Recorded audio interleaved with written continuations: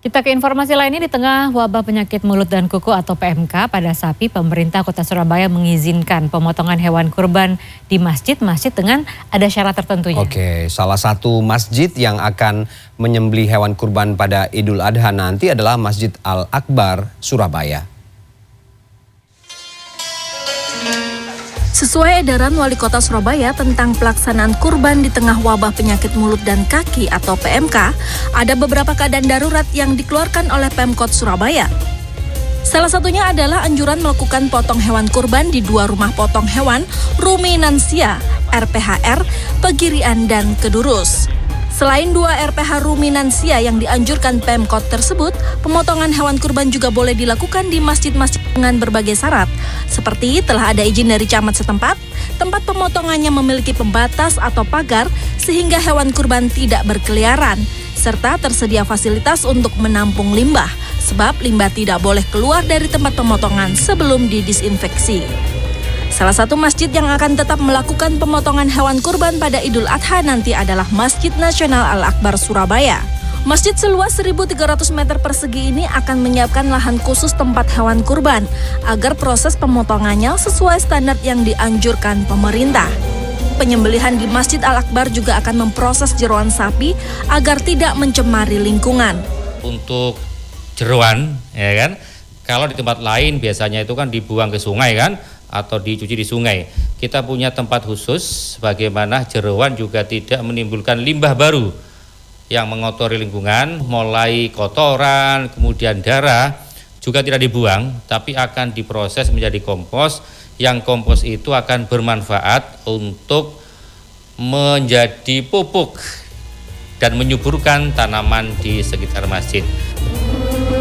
Sementara itu, data dari Humas Pemerintah Provinsi Jawa Timur, saat ini Pemprov telah menyiapkan ribuan juru sembelih halal atau juleha yang akan tersebar di berbagai pondok pesantren, masjid, musola, dan lembaga di Jawa Timur.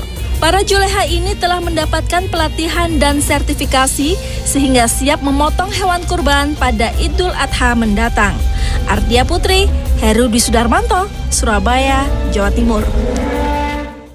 Ya, selalu saja ada rezeki menjelang Idul Adha, seperti di Blitar, Jawa Timur, para pandai besi ini kebanjiran orderan pisau untuk menyembelih hewan. Pelaksanaan mereka bahkan meningkat hingga 5 kali lipat dari biasanya. Ya, cuan juga datang di Kudus nih di Jawa Tengah jelang Idul Adha seperti sekarang. Penyedia jasa layanan ojek kambing juga kebanjiran order. Mereka bisa meraup untung hingga ratusan ribu rupiah dalam satu hari.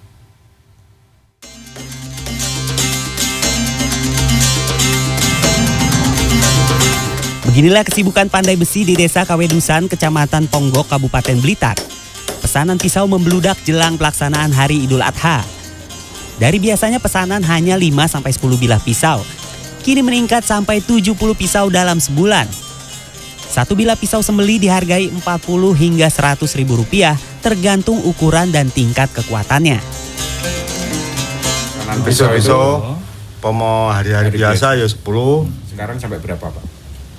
Ya 50-an kurang sih. Ya, kurang. 50. Ya, 50. Pak, itu Banjir pesanan juga terlihat di Desa Jurang, Kudus, Jawa Tengah. Lihat saja layanan ojek kambing ini. Dengan sepeda motor yang sudah dimodifikasi, dalam sehari ojek kambing bisa 5 hingga 7 kali mengirim kambing-kambing ke pelanggan. Keuntungan yang diraup juga berlipat hingga ratusan ribu rupiah. Ini muatan 6.